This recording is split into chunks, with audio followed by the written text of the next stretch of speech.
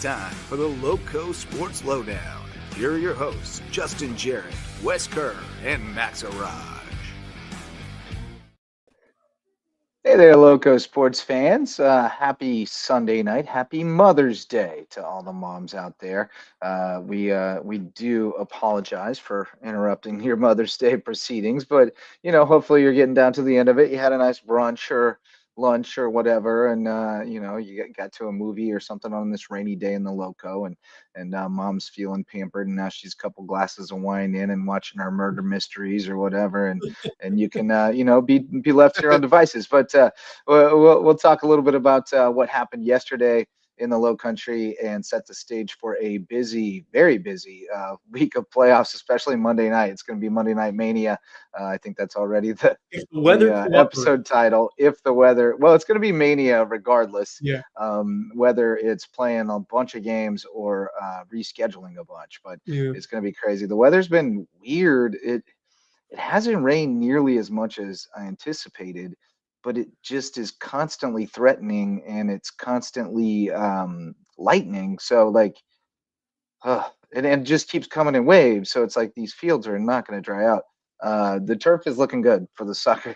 I'll tell you what, there was a big storm that came down this past evening or into the early Sunday morning here in Hilton Head. I'm not sure if it was the same in Bluffton. Well, that's the thing, is it's so spotty that it feels like it's hitting different spots at different times and just coming in waves. So it feels like bands of a hurricane, honestly, almost like a weak level tropical storm type thing, the way it's coming in waves. But it's obnoxious, especially after a month of drought-like conditions. If we could have just spread this out a little bit, that would have been cool. But we do have a guest waiting in the green room who we'll talk with about a very successful Saturday championship Saturday for SCISA soccer teams from the Loco. Ian Leslie going to join us. His BA boys won to complete the sweep after the girls did it again. It's been a bunch for them lately. And then Hilton Head Prep nearly had the full Loco sweep. Their girls got the dub, but the guys lost in overtime. So we'll talk with Ian about all that, as well as May River and Bluffton both surviving in wild games yesterday. Kind of crazy weather and crazy soccer as well.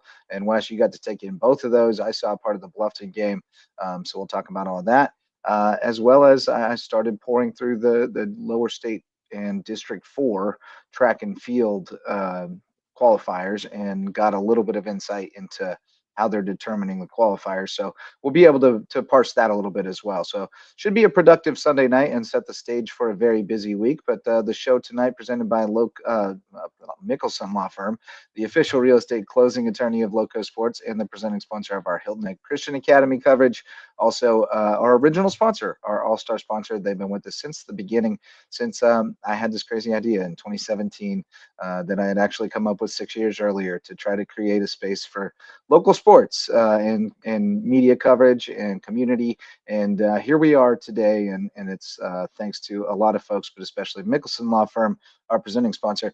And tonight they present our guest, our SCISA soccer analyst, aka also state championship coach, Ian Leslie. What's going on, man? Congratulations on the state title. Appreciate it. Thank you. Yeah, awesome. It was a great day. Great day for the Low Country. Always proud when one of our teams brings home a title for sure. And you and I go way back to we were both brought here by the newspaper industry, which abandoned us. Abandoned us. And here we are. The soccer titles this morning. So yeah. Still fighting to make our mark in this community. And you certainly have. You took over that program a few years. How long have you been there now? It's been a few years. Yeah, so this is my 4th year of varsity, my 5th year overall. I started middle school coach and then took over. This is my 4th year of varsity coach. And is this back-to-back titles for you guys? So no. So this is you went last year, right? Yeah. So this is actually our all right. So 4 years, 3 straight years to the semis. 2 years ago we made it to the finals and couldn't hold a 1-0 lead in the second half. Ended up dropping that one. And then so this is our second state finals appearance in 3 years. Now on the girls' side, this is their third straight appearance. Lost it last year, won the year before, so this is 2 and 3 years for them in terms of championships. Yeah. Outstanding. And it's always special to see one of you guys get done, but both completing the sweep for Beaufort Academy. How special is that to see not just you guys get it done, but the ladies as well in the same year? Yeah, I mean, I think it's awesome. I think it's the first time it's happened for Beaufort Academy where we both won it the same year. I mean, I've been kind of quietly sharing a little secret that BA is a soccer school. It kind of always has been a soccer school. The heritage of soccer at BA is amazing. Started with Rohan and then to Bill Dalton, and to be able to add another title on the boys' side to that legacy is pretty humbling. And then to do it on the same day as the girls and watch them, they really fought yesterday. They were up 1-0 most of the game. Got tied up. I guess Cambridge tied it up late in the second, and then the girls just kind of put it on in the overtime to win 3-1. So to watch them fight and to win that second in 3 years, and then to watch my boys, as our captain Grady Lamb said, we were the favorite 2 years ago, and we should have won. We were the favorite yesterday, so a lot of pressure there, and it was a great day to win a championship. Saying Grady Lamb's your captain tells me a lot about your team, because that kid's a dog. I mean, we saw him on the football field. I mean, he's really the kicker, but he was not just the kicker on that football team at all. He was whatever he needed to be for them, and put himself on the line, but definitely made some pressure kicks as well. So that tells me a lot about the character of your team, that he's one of the captains. Who are some of the other guys who made this into a championship caliber team? Yeah, so I mean, on the boys' side, it's really a team effort. Obviously, Grady is Captain Clutch. I mean, I think 75% of his goals over his 4 years have been to win or tie.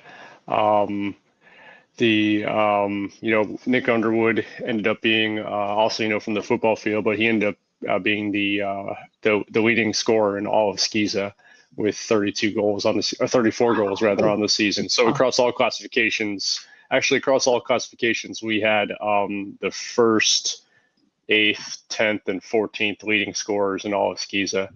Wow. And then, so scoring goals wasn't an issue all season. Then all of a sudden, the boys decided, they were going to play like some of the most ridiculous defense in the playoffs. And we gave up one playoff goal. So our back line, anchored by Braden Savage, Ben Davis, Colton Stinger, Aaron Leslie, my son, and then our keeper, Peyton Piero. Then Oliver McSweeney, also was on that back line, or CDM. So, I mean, pretty incredible defense. Like I said, one goal in the Grady Lamb, again, Nick Underwood, Andrew Butterfield, has played. He's a junior, but this is his 4th year playing varsity. He exceeded 50 goals this season for his career. So, I mean, overall, you can't say enough of about these boys and how they, I told them, like I've said time and time again, the past 24 hours, I told them first aid practice, that their best would be enough to accomplish what they wanted this year, and it was. What a great feeling that's got to be to realize that at the end, especially for those upperclassmen and those seniors. So huge congrats to them. But to take me through that final championship game on Saturday, tight one, 2-0. Marlboro, certainly a challenging opponent to play in that last game, but tell me about how you guys were able to push those Eagles over the top, and how you got those 2 goals on Saturday. Yeah, I think it was a lot of the same for us. It was moving through the midfield, getting that ball off our back line as quickly as possible, getting up into the midfield, and letting our midfield do what they do and distribute. And at the end of the day, it was, Grady with just high effort, high energy assists to Nick, who, has been able to finish better than anyone in SCISA all season. So that's where both those goals came off. We scored our first one in the first 2 minutes, scored another one with about 2 minutes left in the first half. And then, the defense just did what the defense has been doing the last 6 weeks, is just kind of shutting down everybody. So honestly, I mean, I would say, Marlboro did not have a lot of good attempts, and we were able to just kind of control pace, control the ball, and it was really never in doubt that second half. We just kind of looked more dominant than the score would indicate. even though Yeah, it's I just mean, I two think goals. I think honestly, the elements were not amazing, the best either. It was Yeah. raining throughout, new turf field up there, Yeah. and at Hammond, and so a little bit slippery, a little bit slick. Saw Yeah. a lot of boys slipping a little bit, so not the best environment for our speed to kind of Yeah. showcase itself. So, but Manifest. I mean. Yeah, I think, but we locked it down and yeah, came out with the victory. BA's on the boys side, BA's first since 2018, so All right. pretty Fantastic. awesome. Yeah. That's very cool. And you guys started out 4-4 with a pretty challenging schedule for a SCISA 1A program. And your last loss, though, was on March 20th, and it was against Hilton Head Prep, which fell just short of a state title, 3-2 loss in overtime to Spartanburg. Was it Day or Christian? Christian, And I want to say. Myrtle Myrtle Beach Beach Christian. Christian. That's Myrtle right. Beach Myrtle Beach Christian, Christian. yes. Yep. But so tell me a little bit about that team. And did you get to catch the other games, or were you guys on the bus at that point? Caught a little bit of both the Hilton Head Prep games, the girls and the boys on the bus. Watching the live stream. I mean, I think on the girls' side, I mean, obviously, what is there to say about prep girls, right? I mean, Unit. and they're losing an amazing one, Caldondo going to Furman. So congrats to her on closing out her career strong. Beast. Yeah, definitely. And then the boys' side is funny. Like everyone, they were winless last year, and everyone was kind of poo-pooing them. And I think I've even said it on here before. Like if you looked at their schedule last year, I mean, they played everyone significantly well and really tight. So that winless season was, and then the year before, I think they went 2 years with only one win. I think the talent was always there on the boys' side. I think, honestly, frankly, the coaching was questionable until this year. And Coach Lucas Coach Lucas, can't say enough about that young man. He did an amazing job with those boys, and obviously, it showed up in the results, leading them to the title game. And I know he and that school will be back sooner than later. I think he's done an amazing job. He's a high character coach. He had a high character team there, and they spanked us twice. They had an amazing striker, club level MLS next level striker who just it wasn't a great matchup for us. But yeah, kudos to Prep. We were really pulling for them to complete the Loco sweep. But like I said, I know Coach Lucas and those boys will be back. Tremendous effort. Soon.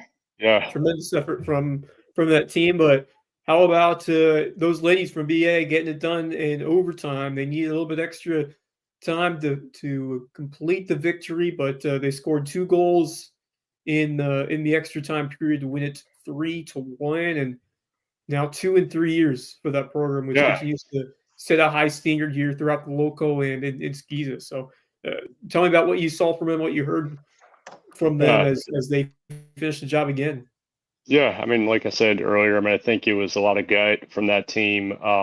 They were leading most of the way, gave up a late one, which was unfortunate. But then just grinded it out in the OT period, and were able to score 2 in the overtime. Keely Good, the striker. I think she's a sophomore and sophomore or junior. Sophomore. I knew it would be her. I knew you just knew. Scored her 100th goal this season, which is crazy. Season and all. That is mind-boggling. Wow. Yeah. So, and then you added a freshman in Hilton Whitley, who is a club level player. You have Brielle, who is I don't know if she's playing club yet, but it's definitely a club level player. The graduated Madison McDougall, who they're gonna definitely miss as a forward. But there's definitely talent on that team, and the talent shown through at the end. They just had to keep hammering at it. Lindsay Trice, who's the 8th grade sister of the goalkeeper Matt Trice, scored one of the overtime goals, which is a great moment for them.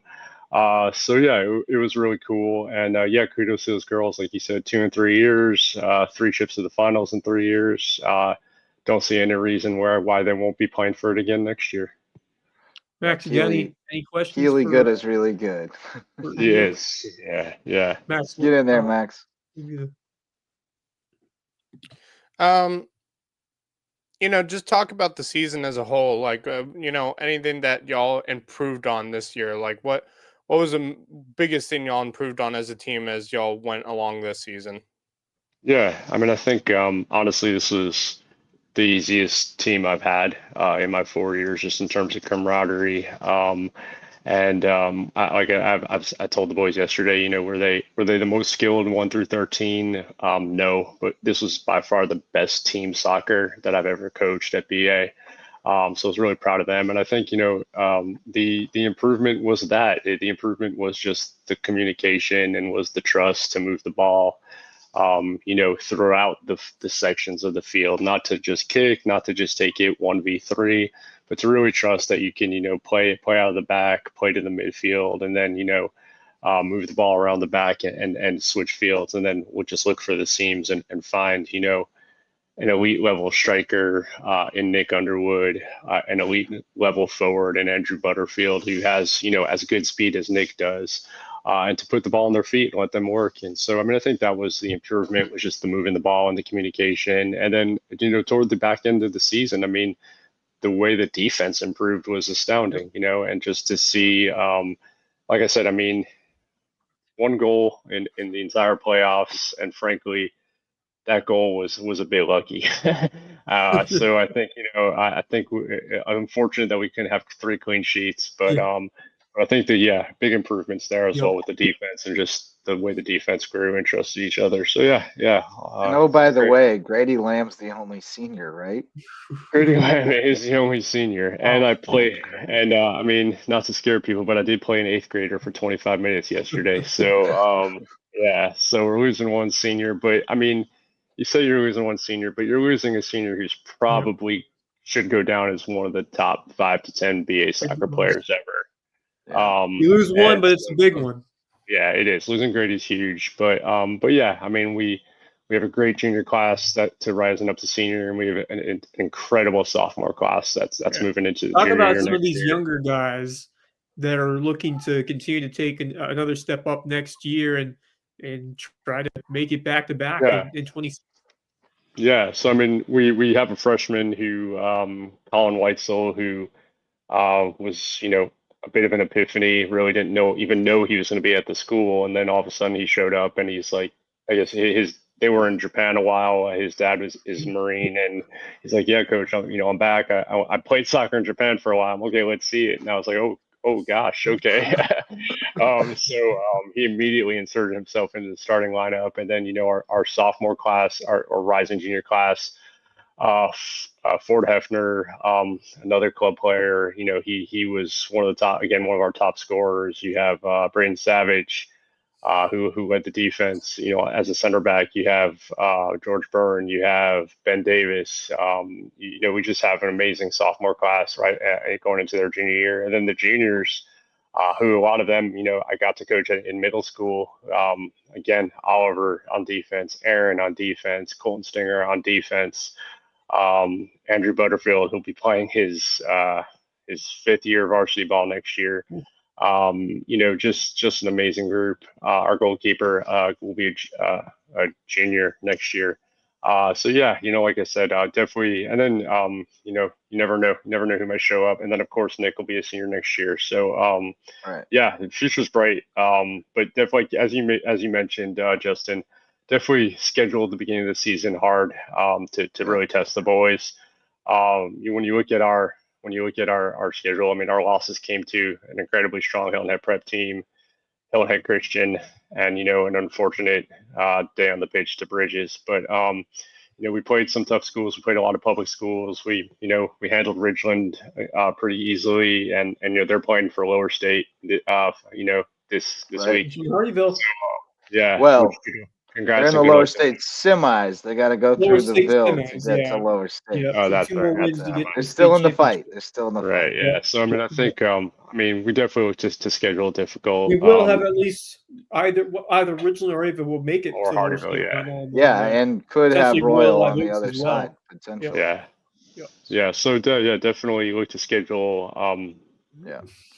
Tough within reason. I mean, definitely not trying to take on Mesa and May River or anything, but Within reason, we'll schedule it tough. You didn't get quite as bold as El Presidente Rayleigh did with the schedule this year. He went a little wild with it.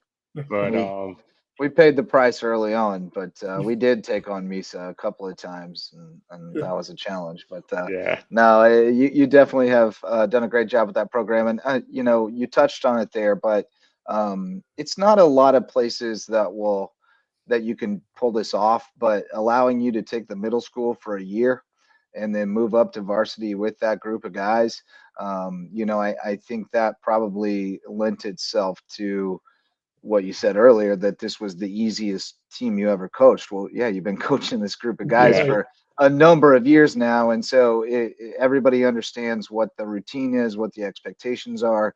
Everybody just kind of goes with the flow, and you've got a really good vibe going. And even when new people come in, they see that everybody behaves a certain way and does a certain thing, they fall in pretty quickly. And so that's culture, man. And you've built it. It's a winning culture. So congratulations to you on a job well done thus far, and hopefully you can keep reaping the rewards of your work and building up that culture and hang a few more banners over there at BA.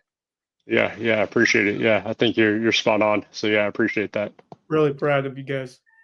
Outstanding. Yeah, man. Well, thanks so much. We'll let you get back to your Mother's Day duties, but we appreciate you, Ian, and congratulations, and send our congrats to everybody over there at BA on a great soccer season and a state championship sweep. Yeah, appreciate it. Same time next year. Yeah, man. Take care. Yeah. That's Ian Leslie. He and I go way, way, way, way back. He was at the Beaufort Gazette. I was at the Island Packet before the merger, and then we got to become co-workers when we fully merged together. So we go way back in the Lowco media landscape, and he's gone on and done some really cool things in some other spaces, and then got the opportunity to coach his boys over at BA, and has done a terrific job. So just really, really happy for that guy and for that program, and that's cool. And in a year where there were some just difficulties and tough results across the BA landscape, football, promising at times, but certainly never got together. Basketball, still looking to find some answers there, but to see these two soccer programs both claim state championships, first time I believe, as you said, it has happened that I know of, where BA boys and girls sweep soccer. What a way to wrap up the academic athletic year, and that builds energy into all the programs when you have two state championships right there in the spring. So hopefully they can keep it going. You said, BA is a soccer school now. Yes, 100%. I mean, maybe it always was, right? Like, I think it always was, in a sense. That was always. I think it was. It was the prestige program for a long time, and then basketball kind of had its ups and downs, but they didn't even have football until fairly recently. I mean, there was and then it was 8-man until just a few years ago. So it was never a prestige. I mean, there was a time. Yeah.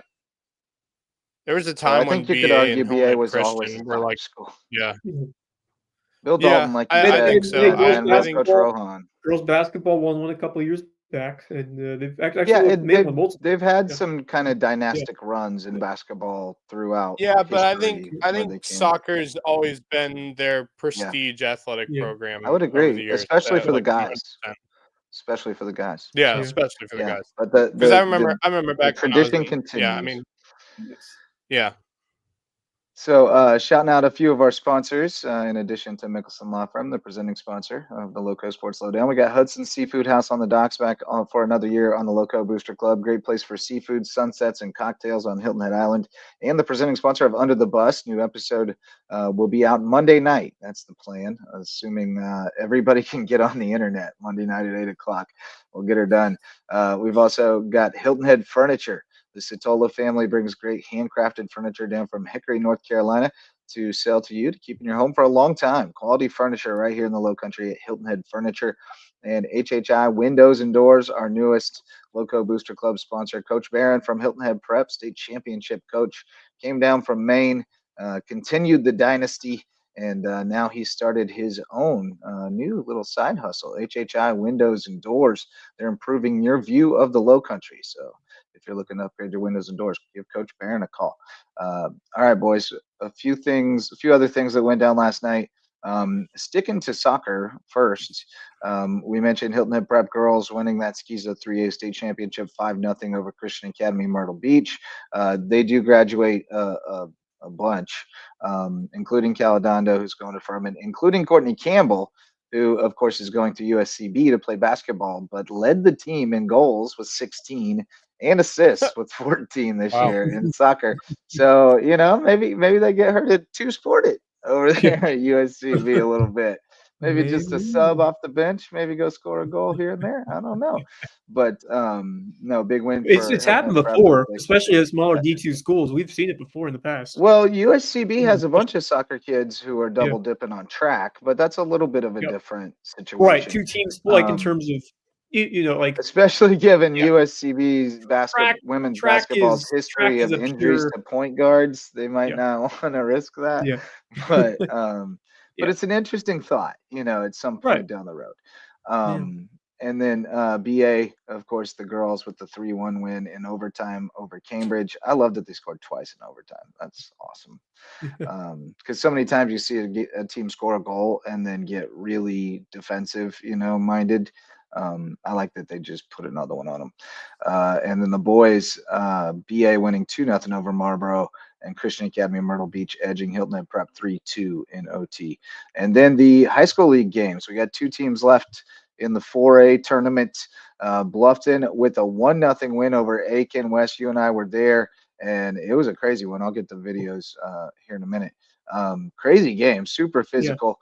And then May River with a 2-1 win over North Augusta, which was even crazier because the Sharks had to score twice late to pull off that win. But man, tell us about it in the way only Wes Kerr can. This doubleheader of soccer. Well, I mean, there's nothing better. There's nothing better when you're able to get to two in one day, and the timing was perfect. So shout out Misa and Coach Fox for putting it like right in terms of TV scheduling. You get the first one at 2, and then the window. You get some time to go back to the studio, talk about it, and then you go right back out to the next one. It was perfect. But I mean, you were there for the Bluffton game, and a ton of physicality. You could see you could see why Aiken got past that first round with the level of just scrappiness that they played with, and they showed a ton of grit, especially late. Yes. The penalty which resulted in that goal, sometimes it's called, sometimes it wasn't, but I think Bluffton was clearly the better team and deserving winners of that match. And this was a game where you really had to find a way to hang in there towards the end and cash in on one of your opportunities as it gets towards those last few minutes, and thankfully you're able to maintain some time in the box and draw that penalty. And just awesome to see for Bluffton, because this is a team that I thought earlier on the first half they were pouncing. They had 2 or 3 goals that really should have gone in that missed just barely, and they were deservedly the better team. And sometimes it doesn't work out that way. I thought Hilton had outplayed Bluffton in that first round, and Bluffton got the win. But Bluffton was able to cash in on the few chances that they had, or at least one of them to get the 1-0 win. And even though I thought that they could have done a better job in terms of finishing, they were able to continue to make Aiken work for it, and eventually you're going to get one of those calls, and they did. Yeah, I think you're right. I mean, like you said, Aiken's back line was midfield and back line was really, really tough. Their back line was really quick, just relentless. They never gave up on a play or a ball. They were super physical. They knew that the refs were calling it loose, letting them play, and they pushed the envelope and got really physical. And I think some of the time Bluffton was trying to sell some of those calls a little bit. I mean, it was good acting jobs, but there was contact there. They were just choosing to go down sometimes when they thought they might draw a call, and they got one. I don't think there was actually contact on the one that got called, but with that said, I mean, where the refs were, you couldn't tell, but there were several more that certainly could have been called that weren't, that were more egregious than that one. So I thought it was a just result. I really did. And here's Better team won the that game, and that's what you want to see. here's the penalty, because this man, number 9, spent much of the day rubbing his Rolando. carpet burns. What's his name?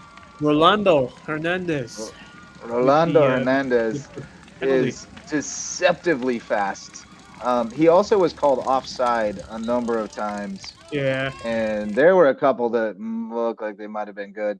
It was hard to say, but Yeah. Bluffton really played tough. But I mean, all I mean is they were really close calls. They were you on know, the like, forefront, and they had a couple right before the penalty that, and then back to the first half that I said that should have found the back of the net. That Right. did not, but you know, credit Aiken in this game for making it tight and for just annoying a bit of out of Bluffton as it stayed close, and Aiken had a chance or two at the end to tie it up, and they nearly converted on one of them, but Bluffton was able to do just enough to seal the win. But this is a grinded out game, and sometimes those are the kinds of opponents that will try to pest you and play physical against you. And but the thing is, as mentioned earlier, when Bluffton's able to continue to probe into the attacking third and get those quality looks, eventually, more likely than not, you're going to either find a chance and convert on it, or draw a free kick or a penalty or a set piece that gives you that opportunity. And thankfully that Bluffton was able to do it. And credit to Rolando for coming up clutch and converting the penalty, because it's not a guarantee. Penalty kick is never a guarantee. I have seen many that don't hit the net, that will miss high, especially with the pressure on. I mean, 0-0, and you've been the guy that's already overcooked a couple of open shots today, and it's in your head, and they're kids after all. And it's easy to miss that frame, to try to get just too cute by half, and knowing that even though that the goalie's got to pull off a miracle to catch it. But I will say the other thing I want to say about this game is good on Coach Fox for after that first half, it was a little frustrating for the Bobcats that they did score, but just continuing to aggress and push forward and just weather the storm that was consistently tough defense and just hounding around by the Aiken team. They never took that much time off. Like, they just continued to probe and make good passes and make good decisions, and didn't give Aiken much opportunities to counter. Yeah, no, they kept the pedal down, definitely. And so, Maxie, you got to get moving, buddy. Yep. Max? Oh, I can't hear you. I can't hear Max you. We can't hear you. But I don't know what happened. And but, then there you are. There you go, Max. You missed some good ones on Saturday. Some two outstanding soccer games, and we'll get to the second one in a bit. But your thoughts on well, actually, let's talk this neighbor game, because man, well, I think Max has to get going. You got to get going, Max. Yeah, I mean, I'll real quick brief on that. Okay. I think. Yeah, go ahead. I think these games, when playoffs come around and we get to play against the rest of the lower state, I think it shows how strong the soccer programs are here in our area of Beaufort, Jasper, Colleton, and Hampton County areas. It's been very strong for a very long time, and it's great to see them continue to grow. And I really like how these teams are playing as of late, both Bluffton and May River as well. I mean, it's been really fun and exciting to see Misa's team this year just be able to battle it out. I mean, what a win they had the other night. Just a fantastic I was not feeling too good 10 minutes left to go in the match, and I wouldn't have either. It was a shame because the goal that they gave up was a bad one to allow by the keeper. Went off of his hands, and into that one should not go in. And it was tough. And it felt like that was going to be a difference maker. And May River had quality opportunity after quality chance as it went on. But it just felt like North Augusta was able to do enough to defend every time. And then Talon late key broke through with about 8 minutes to go, and just everything changed. It was all May River from that point on. They had 4 or 5 good looks at the goal, before we ultimately got the winner with probably about 30 seconds left. It was deep into the stoppage time, and as they say in soccer, it was number 2, Humberto Rodriguez Velasquez, at the death to put May River through into the third round of the 4A playoffs. But just a beautiful finish, and the students, crowd, the team absolutely going insane right there. Is that Bo Gwyn? That's Bo Gwyn. Oh yeah, that's Bo Gwyn. Hey, good representation from the football players there. That's what you love to see. Football supporting football. I really do believe in this May River team. I mean, we've paid attention to them all season long. We've talked with Misa multiple times about it. I really do feel good about them. Even with this win, I think I feel even more happy with how it's been going for May River. And I really do think it's going to be very interesting to see their next game and how it goes, because we always got to have a scary one. Yeah. To win it. Yeah, they always do. Yeah, and I think this one. Yeah, I think this. Is there a murder happening at one of your houses? Yeah, behind me in my own house. And there goes my dogs. I really do think, like, after a win like this, I really do think there's not much that's going to be able to stop May River. I think this is one of the best teams in all of SCISA for it. I mean, it does get tougher from here. It gets tougher from here, but that's the character building win. Great Collegiate is going to be interesting. Yeah. It reminded me a lot of 2019 when Joel Fleek scored 2 in the last 2 minutes or so. It wasn't as epic, but still very, very similar to a lot of shades of that. Joel Fleek comeback win against Bishop England back in 2019. Yeah, I have faith. This is going to be a battle right here, May River and Gray. It is going to be. So is Bishop England Bluffton 3. Yep. I mean, that's going to be great too.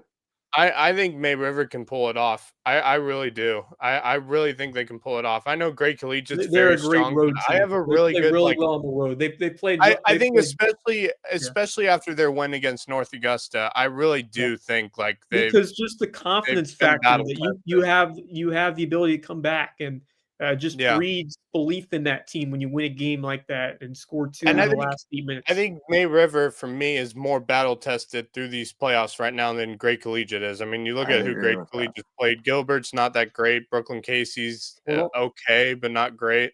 Like, this is their first real test, and it'll be against May River. It all comes back to this region already. It all comes back to this region. I mean, getting to play Bishop England twice, getting to play Bluffton, which is a solid team, twice, getting to play Hilton Head twice.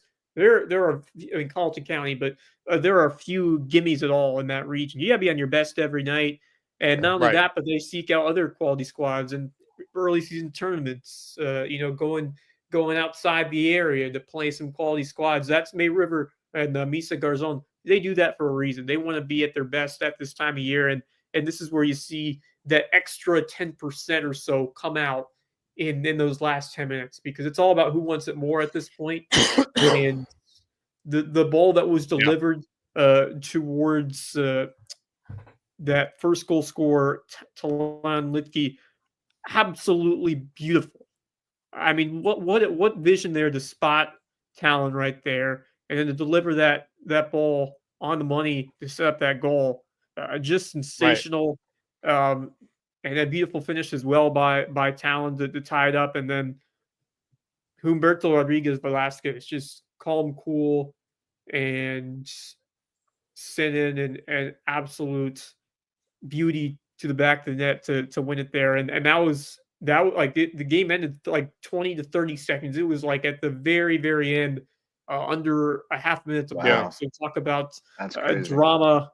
Right there from the Sharks, which we have been used to seeing before from that program, but absolutely perfect shot there from Velasquez to seal the deal there with with a half a second to go. But man, it sends them on the grave. That was the most hyped I've been. One of the most hyped moments I've seen anywhere covering covering sports here in the Low Country. There's nothing like that, but Yeah, Can't I'm beat sure that. that's a moment to So remember. Gray is 23-3, but one of those losses was to North Augusta in penalties. Ooh, So I think it's interesting. a fairly even matchup. I think I do too. May River has a real shot, and Yep. whoever And executes and takes advantage of the opportunities is going to get the you dub. And never then know. It's not their own possibility. Yeah, May River beats I Gray certainly Collegiate. not. Bluffton can. Yep. Yeah. Yeah, they're For, all for me, it loco. keeps Yeah. for me it keeps Bluffton coming back Derby round to 3 Saturday night.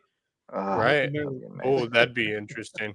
The one thing that keeps coming back to me is Or Saturday this afternoon. May River team has had probably one of the tougher seasons out of all the soccer programs right now in our local area, with their out of conference Oh, the schedule, schedule. Yeah. including their region schedule.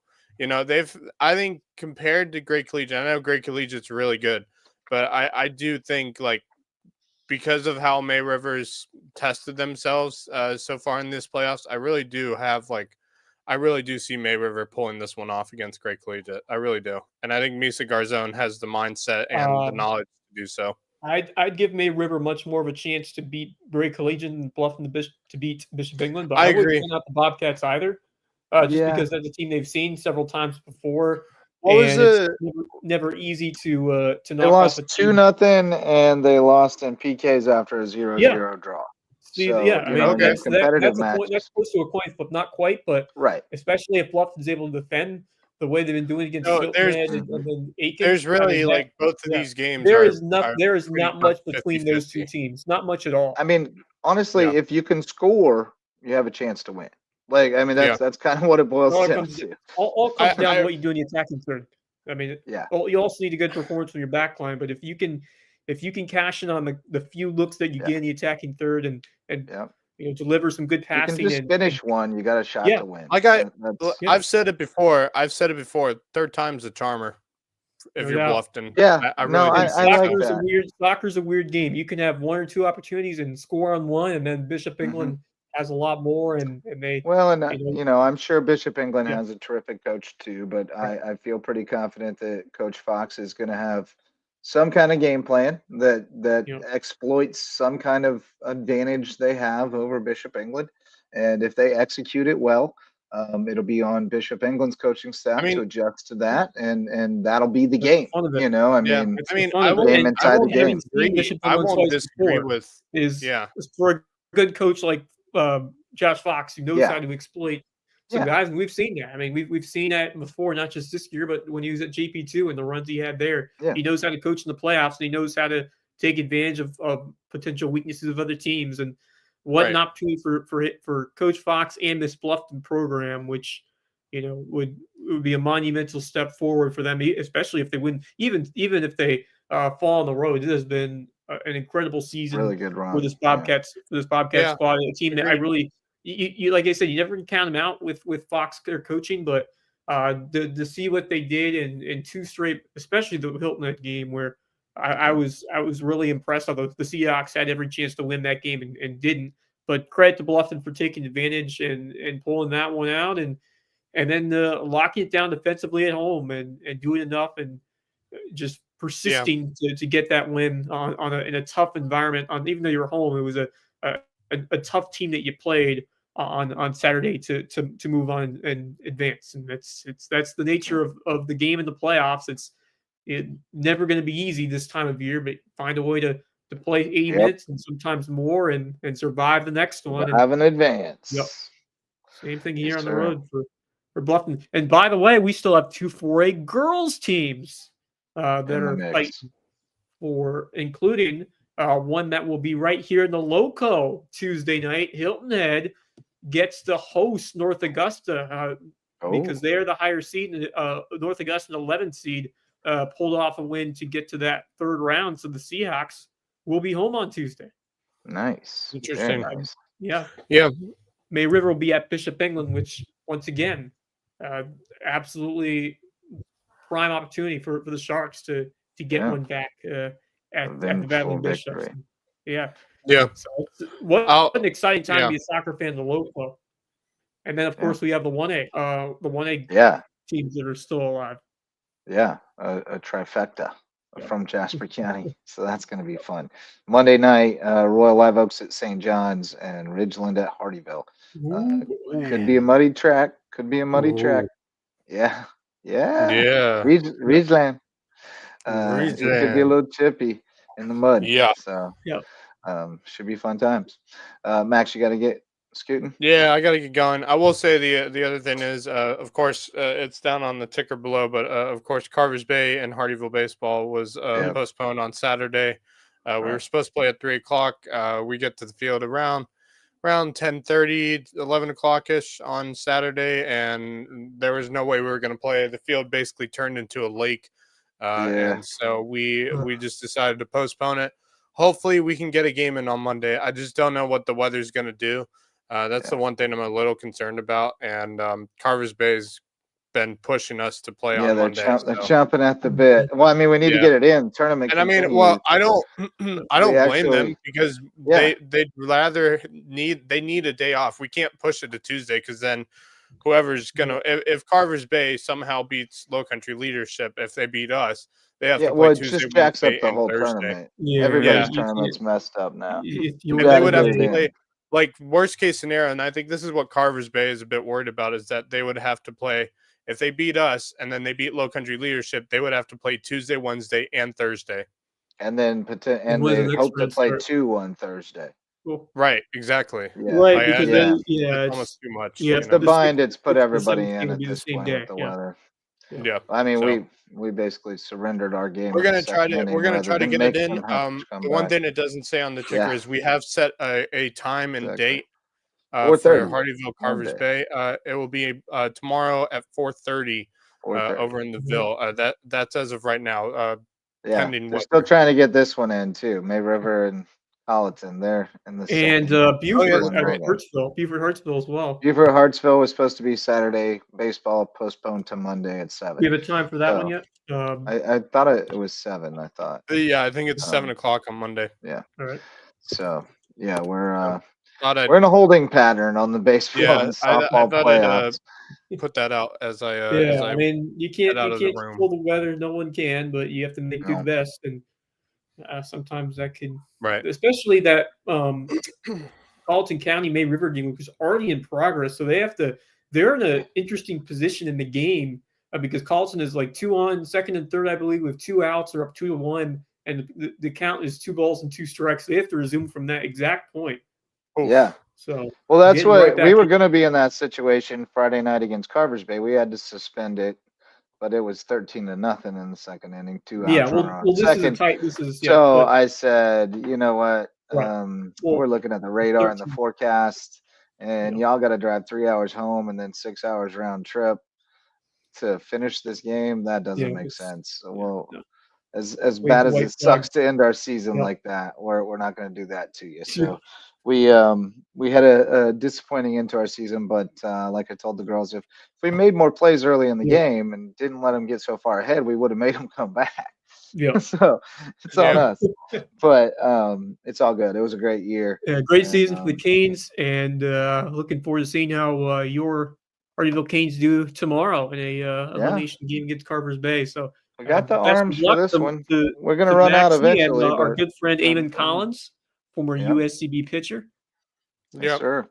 All right, Max. Say hi to Mama and them, and go join whatever's going on in the background over there. Be good. Later, fellas. Later, guys. Max Araj, our third wheel. Oh, sorry. We're fighting over who's taking him out. All right. So we talked a little bit there about the baseball. And we are a tricycle, by the way. So the third wheel is not a bad comment. It's just that we're a tricycle. We need him. He's our third wheel. He keeps us upright. Goodness, the lightning is coming down here in Hilton Head.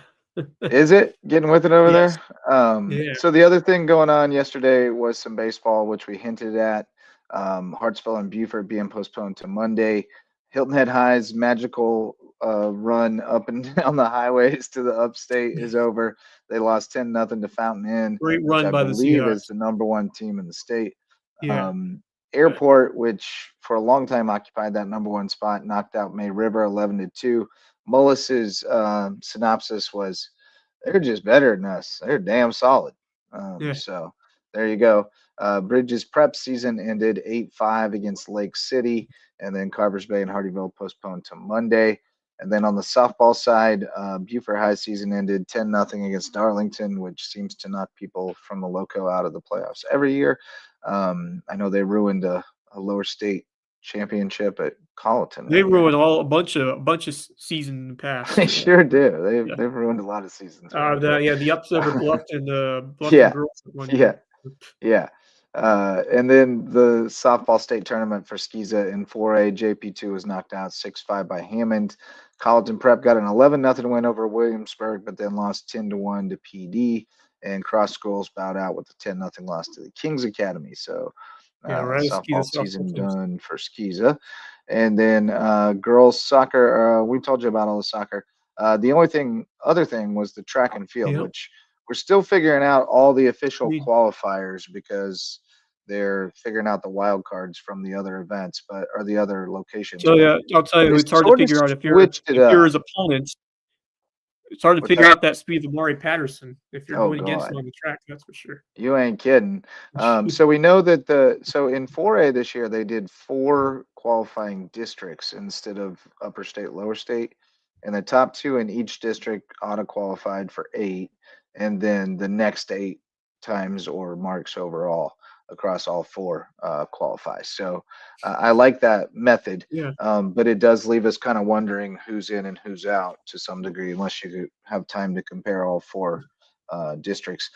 But we do know the champs, at least for the 4A boys. I haven't compiled all these yet, but Amari Patterson winning the 200 for Beaufort in 2193. Caden Stewart from Hilton Head won the 400. And then the 2 biggest dogs of the meet, Jackson Wright from May River takes the 800 to 1600, gold in both. And Eric Smart from Beaufort wins the 110 hurdles, the 400 hurdles, and the pole vault. Wow. Gonna guess he was probably on that 4x4 team that won as well. And I'm gonna guess that Wright was probably on that 4x8 team, the one for May River. And then Jason Braymiller won the javelin for Hilton Head as well. Yeah, I mean, Amari Patterson, we know all about him, terrific football player, but showing off that speed as well on the track, he is tough to beat out there.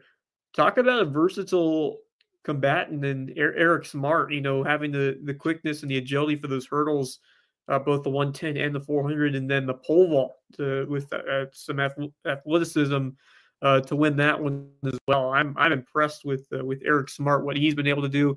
Beaufort's looking solid. It's to get 2 champs. That shows you're going to be in contention, and then you have a bunch of others in taking second place finishes, and then Edward Green with the bronze, 4,800 with the bronze.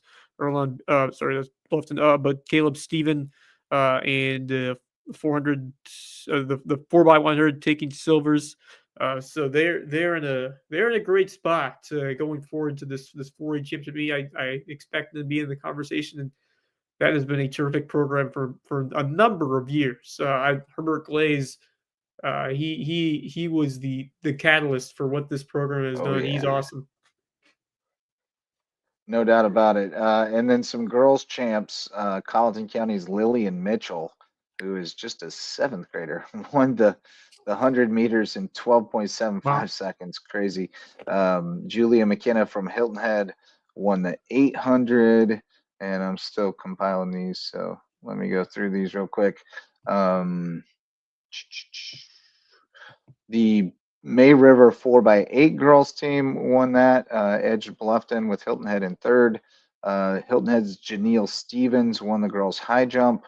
Beaufort's 7th grader, I'm going to say Amina or Amina Belk, Ahmyna. We're going to need to know the name because she's a 7th grader and she won the long jump and the triple jump. That's impressive. Wow. And then any other Loco champs? Nope. That would do it for 4A champs from the Loco. Let's see, 3A District 4. 3A home of the Dolphins. I don't see 3A District 4 on here. but I see 2A District 4. Let's see. Whale Branch, Dayon Brown, second in the 100. Jonathan Kelly, second in the 200. Philip Simmons cleaning up. Academic Magnet cleaning up. Jonathan Kelly from Whale Branch again, winning the 110 hurdles. Tyler Davis second. Tyler Davis won the 400 hurdles with Agent Zero Jalen Singletary in third. Hampton County boys took the 4x1. Woodland boys took the 4x4. Philip Simmons on the 4x8. There was one. Mandrill Sanders was second in the javelin. Dontre Lewis from Whale Branch, second in the shot put. That's DJ Lewis, used to be at JP2 back in the day.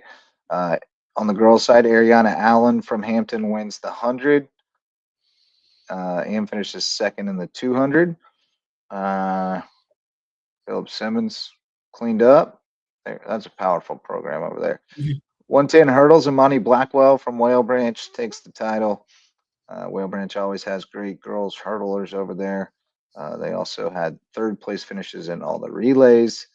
Lyric Jones, we know that name. She was fourth in the long jump. Kaya McQuire from Hampton County won the discus, and she also won the shot. So good day for her. And then a few 1A qualifiers. Kamari Brown from Hardyville, my guy. He took the 200 at the 1A lower state qualifier. Ridgeland's 4x1 team took gold, and Terrence Hayward from Royal Live Oaks won the pole vault.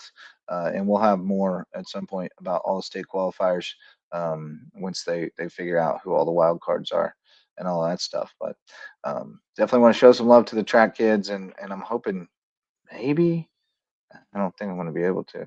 I'd love to be able to get to, oh yeah, it's on Thursday. Maybe I will. Maybe Coach Rayleigh will take me to Columbia to do some media work for the track and field team. Fantastic. For the 1A finals. But yeah, it's coming anyway, been a busy week, man. Been a busy week. Gonna be a busier week ahead. Yep. Yeah, it's although it gets a little bit lighter with a couple of teams finishing True, up their Muerte. Yeah, a few seasons have ended, so you're right. There's a few fewer teams to keep track of. Fewer teams, but the games get even bigger, and that's the fun part about it. And the cool thing is it's crazy. It's action packed. You're trying to follow a bunch of teams, but once they clear out, you really get to spend some time dedicated to the couple and learn more about the couple, and that's what makes it. See the personalities. Yes. Yeah, definitely. So some of the teams that we'll be keeping an eye on. Ridgeland boys have a great chance of winning 1A team title. Ooh, that'd be exciting. So yeah, Presidente, I want to go to the state championships. I'll tell you what, we have a lot of soccer teams in contention, but sure do. They could go. We could see a bunch of them keep going, but I mean, if we have, there's a chance we can guarantee it, especially if we have two teams from either 4A girls boys or 1A boys could make it. We could guarantee an appearance if each pair of teams get in and can play each other for a state title appearance. But we could also have everybody drop out round 3. It's just, at least have Ridgeland Hardyville. Well, at least have Ridgeland or Hardyville. At least one will be in the lower state championship. That's true. But, you just never know. Some of the teams we're keeping tabs on tomorrow, weather permitting. Beaufort baseball at home against Hartsville in an elimination game. Hartsville's got to be actually not an elimination game. It is for Hartsville, but they've got to beat Beaufort twice. Right? However, if Beaufort loses, they'll have to go back to Hartsville for a deciding game. Right, which is not what you want to do. And then 1A Carvers Bay Hardyville elimination game. Game 1 of the SCISA 4A Championship Series. Hilton Head Christian on the road at Ben Lippen. They'll be back home Tuesday. If all goes well, they'll have a 1-0 lead and a chance to clinch it. I did get to talk with Jay Scarborough a little bit yesterday, and he's obviously over the moon about the way his team's playing and excited about the series and likes the way they match up with Ben Lippen. He thinks they got a real shot to bring this thing home. And then the SCISA 3A Championship Series, luckily for us, they're toggled. So Hilton Head Prep will be at home Monday for game 1 against Final afternoon delight of the school year. Final afternoon delight. Again, weather permitting. Yes. We'll have to see what goes down with this weather. but hopefully the Dolphins I will was get it thinking about started today. tomorrow at 4 o'clock. You never know about the Hilton Head. It can come down all at once. You really don't. Sometimes, but yeah, it's all about how much can that field take, and that's the Right. issue. Is especially if we get more rain tonight and early tomorrow morning. And I hear the thunder out there right now. Yeah, it's a little concerning just when you see the rain that could potentially be coming down on a field like that, where it's hard to take too much rain compared to other fields. We're not far from the water table out there in Sea Ponds. No. It's pretty swampy. Yep. So yeah, hopefully they can get it in tomorrow. The softball tournament's trying to continue tomorrow as well. Colleton County up 2-1 over May River, top of the second over at the Tank. And then Marlboro County and Battery Creek supposed to have an elimination game over in Burton. And Bridges Prep headed to Atlantic Collegiate for elimination game. A couple of High School League 1A lower state semis, Ridgeland at Hardyville and Royal Live Oaks at St. John's. And then golf, lower state qualifiers, Darlington CC for the 4A and Newberry Country Club for the 3A. So that's what we're tracking tomorrow. So we'll have to do a show again tomorrow night for sure. But Base Hit Life, our baseball and softball themed apparel sponsor, gave some great styles on t-shirts, hoodies, t-shirts, hoodies, hats, and more over at basehitlife.com, and live your best base hit life. Dr. Ambrose Cole, official chiropractor. Find him at Rooted Living Wellness in Bluffton, and he'll get you feeling right, mind, body, and spirit. Reverence Wrestling Club, official wrestling sponsor and presenting sponsor of the Loco Grind. Barefoot Floor Care of the Low Country, getting your floors so clean your feet will thank you. And Jay's Barbershop, the place to be in Ridgeland, whether you need a haircut or not. Parting thoughts, and I'll throw out for you first a random question from much earlier from Alex Hagan. Pirates pitcher Majinski, is he a guy from the Loco? Yeah, man.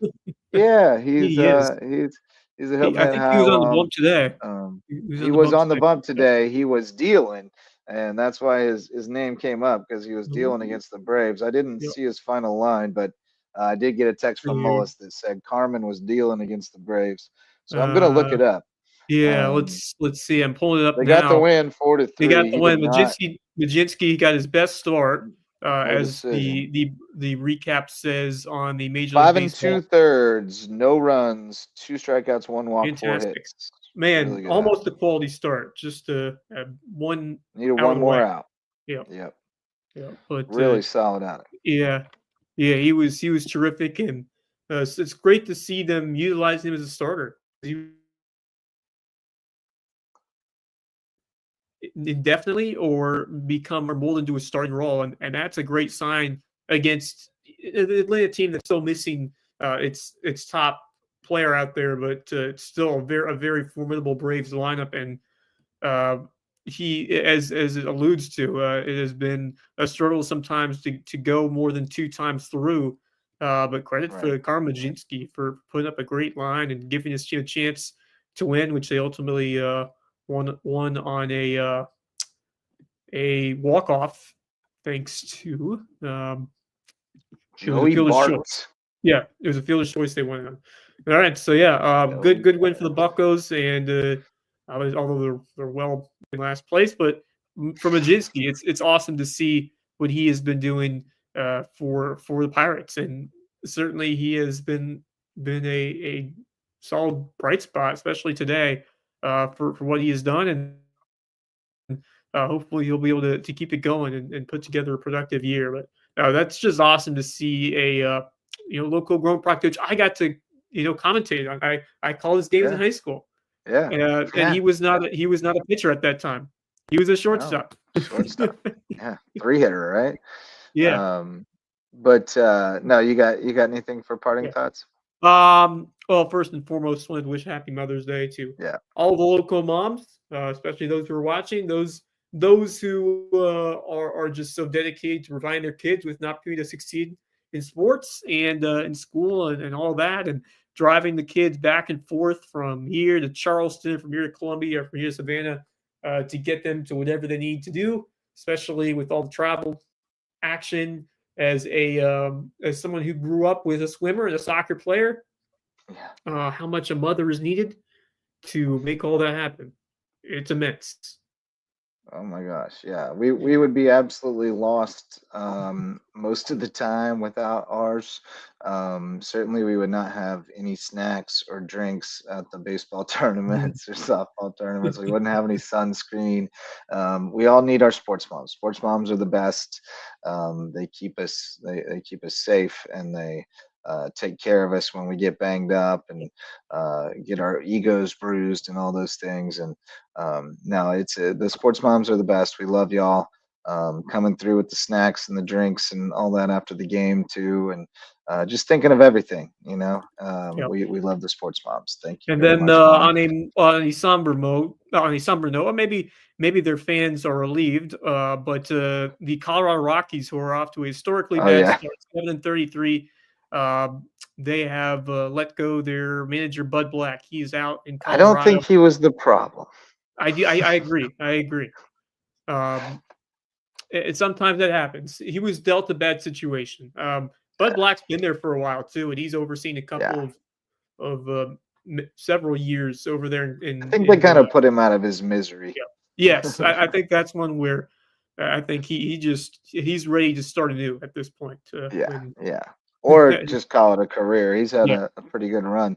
Yeah. Or maybe just go do something a little different for a while, go be a pitching coach or something and kind of ease off. But I think it certainly was he's not all relieved to be out of of that Black's situation. fault.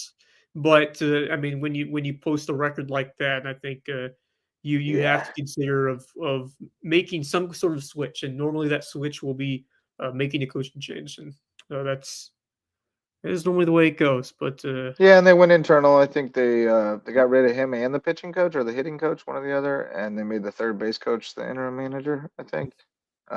So I mean, I don't think it's going to matter. That roster is not yeah, very it's very competitive right now, and I think we kind of have to wonder whether baseball works in Colorado, because it's just really hard for them to get anybody to go pitch there. Yeah, it's And with Coors Field and the setup there. It's a yeah, incredibly hitters friendly park. It yeah. is a tough sell for a pitcher to play at Coors Field. There's no doubt about that. It gives them a serious competitive disadvantage, and Yeah. I'm just not sure it's entirely working there. They had Mhm. one year, But I one do remember World when they Series Clint trip, Hurdle. and that was Yep, because, Clint Hurdle. but that was because Matt Holliday never touched home plate.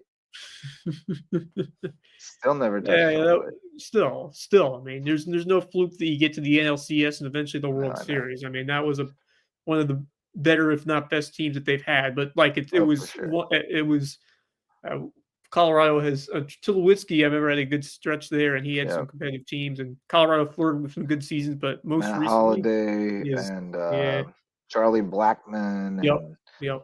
He's they had unbelievable. some bats there, Yep. and they had enough pitching for a short time to be competitive, but Yeah. it just was difficult to keep guys there.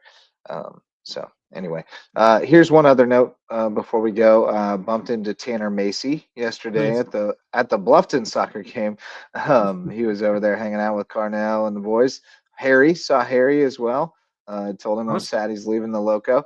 But Tanner had just earlier in the day made his commitment, and he's going to go take a preferred walk-on situation at Wofford, which is a terrific academic institution, chance to play FCS football. And he said, they recruited him as an athlete, going to take a look at him at a few different positions. His preference is to play wide receiver. And so he hopes to get that opportunity, but good spot for him. Terrific athlete, and I've always been rooting for him, and it was awesome to see what he was able to do, and wish him all the best as he pursues the opportunity at the next level. Always bittersweet to see these kids leave, but it's always fun to continue watching and see how they fare as you look at some guys that come. I mean, I feel like I remember Lee Kirkland and what he's done, just as a guy who kind of came under the radar and absolutely crushed at the college level. And there are so many others that have followed or have been similar stories to that guy, and it's really cool just to continue to keep an eye on guys when they make the news somewhere else. I time to time I see, oh, I remember this guy. Oh yeah, I watched him play for this school in the Loco, and look what he's doing now. That's the fun of it. It's very That's cool. always Very cool. And then when you get a little older, you'll see people, like out to Mother's Day brunch and go, "Oh, I know that guy. I covered him in high school, and there he is with his new baby and his wife." And that's pretty cool too. Yep. Saw Chris Ferraro and his wife, Allie, I want to say. They went to USCB back during my day, and they have a new baby, and they were out to brunch this morning. And I also saw Trace Lowther Oh, out nice. there, the voice of the Rebels, Thomas Hayward. Oh, yeah. And we had a little talk. He didn't have any more information than I did about the transfer portal rumors out of Thomas Hayward. But other than he was kind of hearing the same things. But that's that's one of the other sides of it. Is as you get older, you get to see them growing up and out in the community. I see Stephen Page all the time, a guy that I covered in multiple sports when he was coming through Hilton Head Christian Academy before he went to play basketball up around Boston. So yeah, it's a cool thing.